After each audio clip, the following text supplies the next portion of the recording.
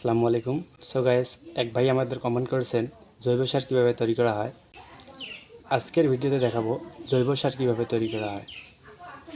জৈব সার তৈরি করতে উপকরণ লাগবে গাছের লতাপাতা, গৃহপালিত পশু, গরুর গোবর, হাঁস মুরগির পৃষ্ঠ এবং বিভিন্ন ধরনের পচা আবর্জনা।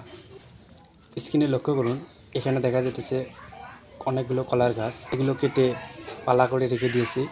10 থেকে 15 দিনের মধ্যে কলা গাছগুলো পচে যাবে। গাছের লতাপাতা একত্রে করে রেখেছি পচার জন্য।